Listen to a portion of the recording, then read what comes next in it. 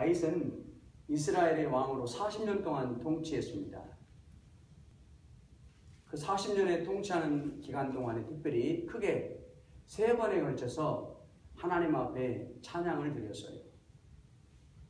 첫 번째 하나님 앞에 찬양은 왕으로 등극한 연후에 하나님의 언약궤 법궤가 오베데돔의 집에 있는 그 법궤를 다윗성 왕이 있는 예루살렘 성으로 옮겨오는 날, 하나님 앞에 온 백성과 함께 악기를 부르면서 찬송했습니다. 또 두 번째 하나님을 찬송한 일은 하나님께서 크나큰 은혜를 주셨어요. 너의 집안의 대대로 왕위가 이어질 것이니라. 이런 큰 축복의 말씀을 들었을 때 다윗은 또 한 번 하나님을 찬송합니다. 이제 세 번째 찬송이 바로 오늘 본문입니다.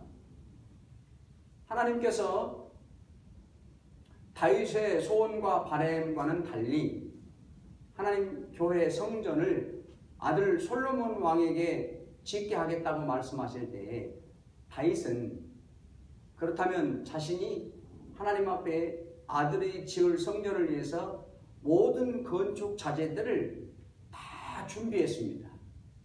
그렇게 준비할 수 있는 그 은혜를 찬송해요. 또 하나님께서 아들 솔로몬이 성전을 지었을 때 베푸실 축복을 생각하면서 찬송해요.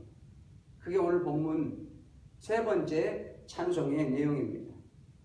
원래 다윗은 왕이 되기 전에도 하나님의 성전을 그렇게 사모했죠.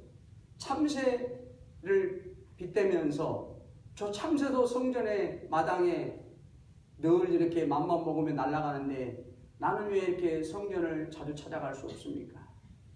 그 참새를 부러워하면서 하나님의 교회를 사모했어요. 그래서 왕이 되자마자 그 일생의 소원, 하나님의 교회를 사랑하는 그 마음을 바로 교회를 지어서 성전을 지어서 하나님 앞에 드려야 되겠다. 이렇게 자신의 소원과 자신의 열망을 펼치고 싶었어요. 그런데 안타깝게도 하나님은 자신이 아니라 아들 솔로몬에게 그 교회를 성전을 짓는 일을 맡기겠다고 말씀하셔요. 그런데 다윗은 그런 하나님의 자기 소원에 응답하지 않는 하나님의 뜻을 감사함으로 받고 하나님의 주권을 믿고 그렇다면 내가 하나님의 뜻이 내가 아니고 아들이라고 그러는데 어떻게 여전히 내가 성전을 위해서 해야 할 일은 뭘까를 생각하다가 바로 금, 은, 동 모든 보화를 다 준비를 하죠.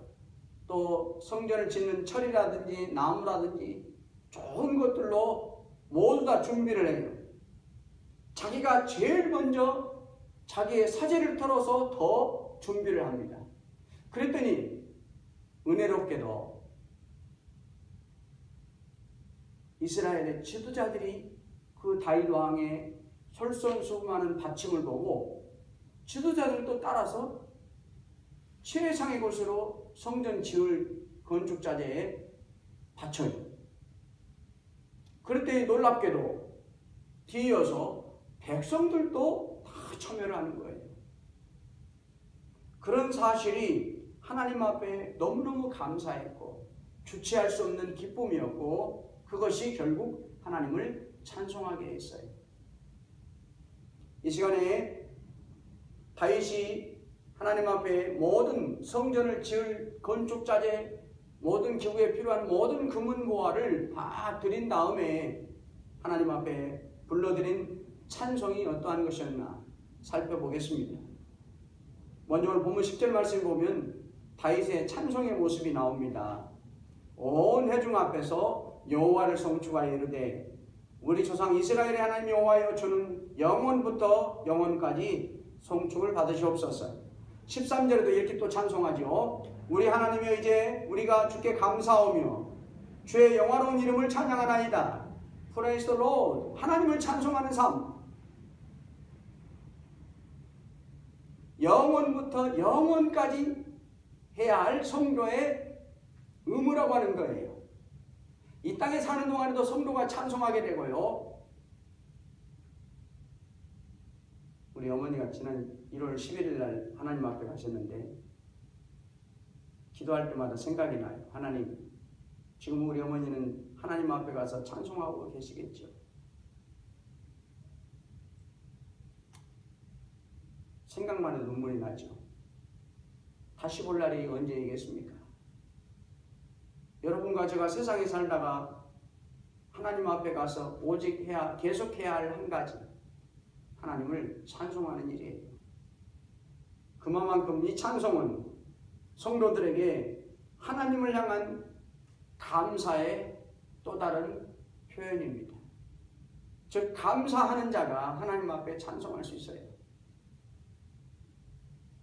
첫 번째, 오늘 본문 11, 12절에 보면 다윗은 모든 만물의 주권이 하나님의 손에 달려 있습니다 하는 사실을 알기에 하나님을 찬송하고 있습니다.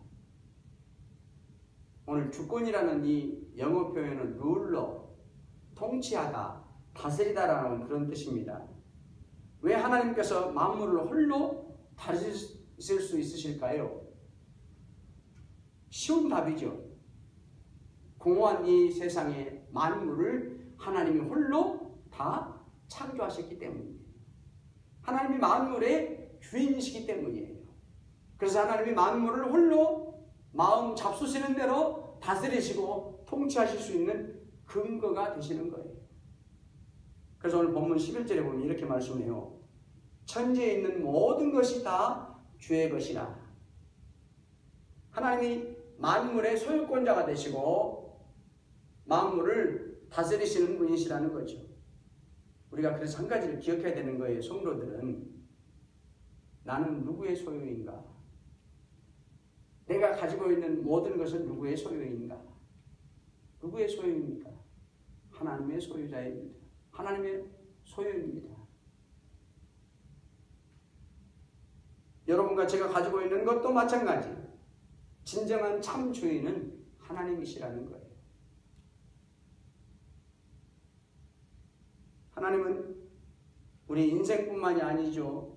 바다도 홀로 주장하시고 또 죽은 자도 홀로 살아나게 하시고 어떠한 병도 다 고치시고 어디뿐입니까? 성경에 보면 멍멍 지저대는 개의 혓바닥도 하나님이 홀로 주관하시고 참새 한 마리도 하나님이 홀로 룰러 다스리시고 밤하늘에 여러분 우리 시애틀과 같이 쾌청한 날씨에 밤하늘에 별들이 얼마나 많은지 여러분 드러나 보셨습니까? 개수가 얼마나 되는지.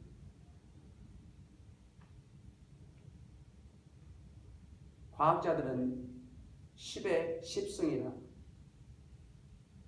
저같이 수학과 나온 사람도 10의 10승은 알 수가 없어요. 10의 10승이라 과학자들은 한마디로 10의 10승이라고 표현하는 거예요. 10의 여러분 2승이 얼마죠? 10의 2승 100이죠. 3승부터 4승부터는 셀 수 없을 만큼 기하급수적으로 늘어난 거예요. 10의 10승이라 한마디로 셀 수 없을 만큼 많다는 거예요. 그런데 놀랍게도 하나님은 시편 147편 4절에 보면 하나님은 별의 수요를 다 세시고 그 이름까지 각각 부르시는도다. 아니 우리가 과학자들도 하늘 날마다 관측하는 과학자들도 별의 개수를 죽을 때까지 세도 못 세는데 대를 이어서 기록하는 별을 또 다시 기록해도 못 세는데 하나님은 그 별의 개수를 세시는 것은 물론이고 이름까지 다 부르시는도다. 얼마나 하나님이 그러니 여러분과 저와 같이 이 60억 가운데 한 명을 이름을 부르시고 내 형편을 아시고 나의 삶을 주관하신 것은 하나님 앞에 아무것도 아니라는 것을 알 수가 있겠죠. 우리 인생보다도 아무 값어치가 없는 저 별자리 별 하나하나까지 아니 세는 것도 대단하신데 이름까지 하신다고 하는 이름이 뭐예요 여러분? 이름. 나의 모든 인격이 담겨 있는 것이 바로 이름이에요. 나의 모든 것이 품고 있는 것이 바로 이름이에요. 하나님이 그마마한 능력, 위대하신, 정말 우리가 뛰어나신 하나님, 말로 표현할 수 없는 그러한 위대하신 하나님이라는 거예요. 그래, 우리에게 위안이 되고 소망이 되는 말씀이 그래서 오늘 본문 12절에 나옵니다. 우리 12절 말씀 한번 다 같이 한번 읽어볼까요? 12절 말씀입니다. 부와 기가 주께로 말미암고 또 주는 만유의 주제가 되사 손에 권세와 능력이 있사오니 모든 자를 크게 하심과 강하게 하심이 주의 손에 있나이다. 모든 사람들이 이 땅에 사는 동안에 바라고 소원하는 재물에 대한 부와 세상의 명예도 다 주님께로부터 얻을 수 있다고 하는 거예요. 주의 손에 달려있다고 하는 것입니다. 하나님께서 여러분과 제가 바라는 모든 부와 명예와 모든 믿음의 영광도 하나님의 손에 달려있어서 하나님이 주시는 자가 받고 또 하나님이 취하는 자는 내어드려야 되고 하나님이 채워주는 자는 풍요롭게 되고 하나님이 넘치게 하는 자는 감사하게 된다는 거예요. 이 모든 것이 하나님의 손에 달려있느니라. 그래서 하나님을 룰러, 통치자라 이렇게 불렀습니다. 열왕기상 17장에 엘리야는 하나님의 명령을 따라 아합 왕에게 왕님 이 나라에 수년 동안 가뭄이 있게 될 것입니다. 얼마나 두려운 말입니까? 그렇지 않아도 풍요롭지 못하고 어려운 나라에 가뭄이 앞으로 수년 동안 있게 될 것입니다. 하나님의 명령을 받고 선포하여서 두렵죠. 도망가죠. 그리시네가에 도망가요. 아무것도 먹을 것이 없죠. 그렇다고 마을에 먹을 것을 구하러 갈 수도 없죠. 잡혀갈까요? 하나님이 날아다니는 까마귀, 그 까마귀를 떡과 물을 입에 물려서 그 숨어 두려워 떠는 굶어 죽어갈 지경에 처한 엘리야를 먹이셔요. 오늘 다윗은 하나님의 이러한 절대적인 주권을 믿었기 때문에 자기가 일평생의 소원인 성전을 직접 지어드리지 못하지만 하나님의 뜻은 내가 아니고 우리 아들 때 짓게 하신다고 하는 거구나. 하나님의 주권을 믿기 때문에 그래도 감사하고 기쁨으로 하나님 앞에 찬송을 돌려드렸던 것이에요. 여러분과 저는 내 뜻과 다른 하나님의 응답이 있을 때에도 감사할 수 있겠느냐고 주님이 물으시는 거죠. 지금 내 형편이 곤고한 처지일지라도 눈물 날지라도 하나님 앞에 감사하고 찬송할 수 있는가를 하나님은 알고 싶어 한다니까요. 두 번째 오늘 본문 말씀 14, 17절에 보면 14절에서 17절 말씀을 보면 다윗은 어떤 찬송을 하냐면 아들을 위해서 성전 건축 자재들을 다 준비했는데 즐거운 마음으로 그렇게 준비하고 바칠 수 있었던 것을 감사하고 찬송하고 있습니다.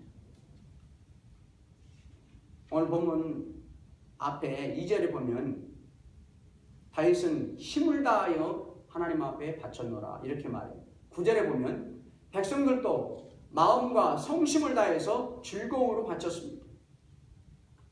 여러분과 제가 주님을 섬기고 주님께 내 몸과 정성과 시간을 바쳐가면서 교회를 사랑하고 섬기는 자세와 태도가 중심이 어떠한가를 주님은 물으시는 거예요.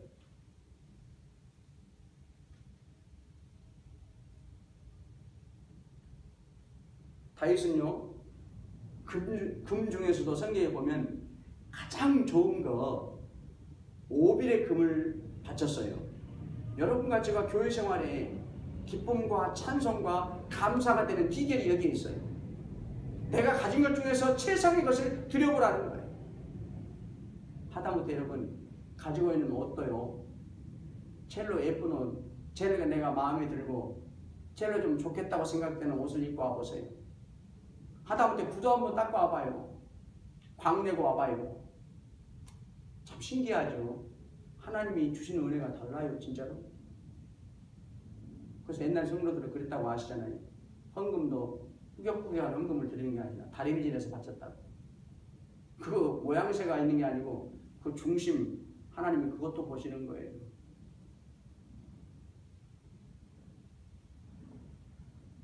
여러분과 저는 물질만입니까? 이 시간처럼 내 마음과 정성, 내 몸을 하나님 앞에 바치는 시간입니다. 이 바치는 것, 정말 주님 앞에 얼마만큼 즐거움으로 감사함으로 드릴 수 있어야 된다는 거예요. 다윗은 그렇게 자신이 즐거운 마음으로 바칠 수 있는 것을 하나님 앞에 감사했고, 그래서 찬송을 부르는 겁니다.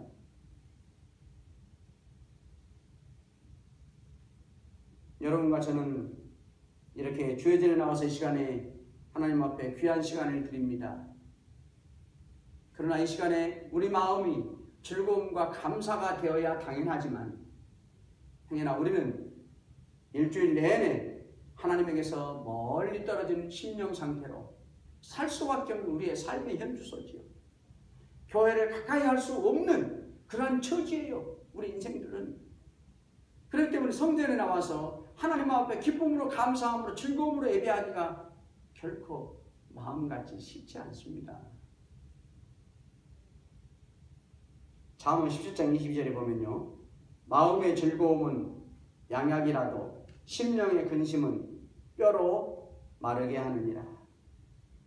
정말 우리가 이 시간에 예배하는 이 시간에 즐거운 마음, 기쁜 마음으로 예배해야 할 필요성을 말씀하는 거죠. 정말 세상에 우리가 사는 동안에는 정말 어둡고 정말 여러 가지 어려운 가운데 힘든 가운데 살 수밖에 없는 우리의 처지가 현실이지만, 하나님을 만나는 시간, 정말 다윗과 같이 하나님 앞에 바치는 시간, 정성과 물질과 모든 것이 즐거움이 되어야 된다는 거예요. 그 원동력이 어디에 있을까?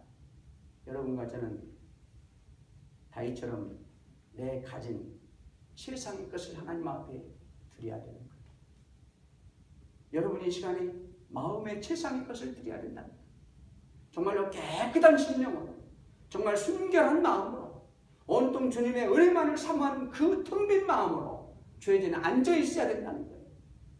그것이 하나님 앞에 세상의 여러분의 마음이에요.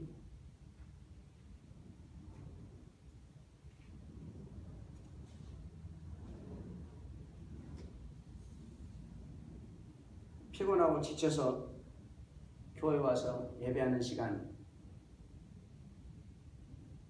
성도들을 대접하는 정성도 생각을 한번 바꿔볼 필요가 있죠. 내가 똑같이 고생하고 힘든 한 주일간을 보냈지만 교회 와서 성도들을 대접하는 정성 하나에, 반찬 하나에 역시 지치고 힘든 성도들이 그걸 먹고 정말 기뻐하고 감사하고 즐거워하는 것을 보는 순간, 이것이 하나님을 향한 사랑입니다. 그 마음, 그 정성, 그 사랑, 여러분이 하나님을 생각할 때, 성도들을 사랑할 때 들을 수 있는 기쁨과 즐거움이 아닐까요?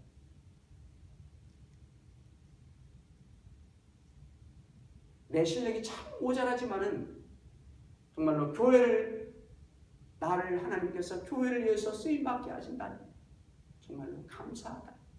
그것이 찬송을 부르게 한다는 겁니다. 그래, 내가 나 같은 자를 하나님이 쓰시니 내가 더 열심히 감당하고 더 힘을 들여서 정성을 다해서 내가 주님을 위해서 애써야 되겠다. 이런 마음을 가질 때 주님이 여러분들에게 즐거움과 기쁨으로 주를 따라 가게 하신다는 거예요. 오늘 세 번째 본문 말씀 18, 19절을 보면 다윗은 믿음의 조상들에게 했던 성전 건축의 약속을 아들 때에 직접 성취케 한다는 사실을 알고 찬송해요. 하나님께서 신명기 12장에 보면 11, 12절에 보면요. 이미 모세 때에도 성전을 장차 들어갈 땅 선택한 곳에 내 이름을 두는 성전을 짓게 하리라 이미 예언해 하셨어요. 모세 때부터 그 오래전부터. 그래 믿음의 조상들이 그 성전을 사모하고 어떻게 살았을까요? 하나님 내 때에 하나님 성전을 짓게 하실랍니까? 아니 지금 나의 시대에 하나님 성전을 짓게 하실랍니까? 많은 다윗보다 앞선 믿음의 조상들이 약속한 예언이 언제 성취될까? 도대체 누구 때에 성전을 지어서 하나님께서 영광을 받으실까를 사모하다가 떠나갔지만 다윗도 마찬가지 지금 그 시간에 처한 거예요. 그 모세에게 들려주신 성전을 짓겠다고 하는 그 약속이 하나님 나의 시대입니까? 하고 다윗이 어떻게 했어요? 모든 건축자재를 다 준비했던 겁니다. 그런데 막상 하나님은 너 때가 아니고 너의 아들 때다 이렇게 말씀하는 거죠. 그런데 그 실제적인 성전 건축의 역사가 다윗 자신이 아니고 아들 때 짓게 된다고 하니 그 베푸실 은혜와 복이 얼마나 클까? 하나님이 직접 솔로몬이 성취하게 하신다고 하니 모든 믿음의 조상들이 바랐던 그 소원의 성전 건축을 아들이 짓게 해주신다니 얼마나 감사하냐는 거예요. 그래서 찬송한 것입니다. 오늘 18절에 보면 그래서 다윗은 이렇게 말씀하죠. 주의 백성의 심중에 영원히 두어 생각하게 하십시오. 성전을 짓는 일 영원토록 모든 성도들이 일평생 품어야 할 주님을 향한 마음이라는 거예요. 우리가 두 가지 성전이죠. 보이지 않는 영적 성전을 내가 일평생 잘 지어야 되겠다 하는 그런 마음이 내 마음속에 떠나지 않아야 된다. 내가 어떻게 신앙생활을 해서 어떻게든 주의 형상을 닮아서 정말 하나님 앞에 영적 성전을 잘 지어드릴까요? 여러분과 제가 이 땅에 사는 동안에 일순간도 내 마음에서 중심에서 떠나지 않는 간절한 열망이 되어야 된다는 거예요. 또 하나 오늘 다윗처럼 솔로몬처럼 정말 보이는 교회 성전 그 성전도 모든 성도들이 마음속에 다윗은 품고 살기를 원했던 것입니다. 그래서 오늘 본문 19절에 다윗은 이렇게 말씀하죠. 오늘 19절 말씀 한번 다 같이 한번 크게 읽어볼까요? 오늘 본문 말씀 19절입니다. 또 내 아들 솔로몬에게 정성된 마음을 주사 주의 계명과 권면과 율례를 지켜 이 모든 일을 행하게 하시고 내가 위하여 준비한 것으로 성전을 건축하게 하옵소서 하였더라. 보이지 않는 영적 성전, 계명과 율례를 지켜 행하는 삶. 보이지 않는 영적 성전을 짓는 일이에요. 또 하나 다윗은 솔로몬에게 무엇을 말하죠? 보이는 성전, 자신이 준비한 건축자재로 말미암아 성전을 직접 교회를 짓는 일을 찬송하죠. 그렇게 하나님이 솔로몬을 사용하시는 사실을 듣고 찬송하는 걸 감사해서 여러분과 제가 정말 하나님이 원하시는 최고의 찬송의 삶이 바로 들은 말씀, 듣고 있는 말씀을 통해서 나를 복종시켜서 내 경험이나 내 가치관이나 내 습성이나 인격이나 지금 듣고 있는 이 시간에도 나를 쳐서 복종시킬 때 주의 형상의 말씀의 역사가 나타나는 거예요.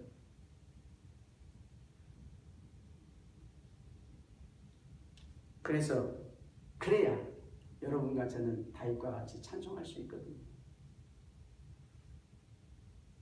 그래서 우리가 늘 귀담아 듣는 말씀이 갈라디아서 4장 19절인데 너희 자녀들아 너희 속에 그리스도의 형상이 이루기까지 다시 너희를 위하여 해산하는 수고를 하느니라. 엄마가 아이를 낳을 때 두 가지 중요한 사실이 있어요. 엄마의 생명을 잃을 수도 있는 엄마의 생명과 맞바꾼 고통. 또한 아이가 태어난 다음에는 이 세상 그 무엇과도 바꿀 수 없는 하나님의 신비로운 선물의 영광. 이 두 가지. 하나님의 언약의 말씀이 여러분과 저에게 솔로몬의 성전을 직접 짓는 성취의 역사가 나타나기 위해서는 과연 얼마만 정성, 엄마가 죽을 수도 있는 그런 생명을 쏟는 그런 정성이 여러분과 저에게 있을 때에야 그것도 가까스로 주의 형상을 닮아가는 찬송의 삶이 된다는 거죠. 여러분과 제가 찬송을 못한다면 우리는 형상을 아직 못 만든 것입니다. 그렇게 힘든 일이기 때문에 사실은 여러분과 저는 찬송을 많이 못하고 있는지 몰라요. 하나님 보실 때 어떤 아이가 기차를 타고 가다가 우리 한국에서 말하면 5분 쉴 때 돈가스도 사 먹고 아이스크림도 사 먹고 막 뛰어다니잖아요. 그래서 5분이 다 되는데도 이 아이는 계속해서 먹을 것만 찾고 이 가게 쫓아가고 저 가게 쫓아가니까 어른들이 기차에 막 뛰어들어 타고 가다가 아이를 불러요. 야, 기차 떠날 시간 다 됐다. 너 왜 안 타고 계속 먹을 것만 찾으러 뛰어다니냐 편안하게 물어봤어요. 그랬더니 아이가 이렇게 말하더래요. 저 기차 기관사가 우리 아빠입니다. 뭔 말을 하고자 하는 거죠? 우리 아빠는 내가 안 타면 기차 절대 안 갑니다.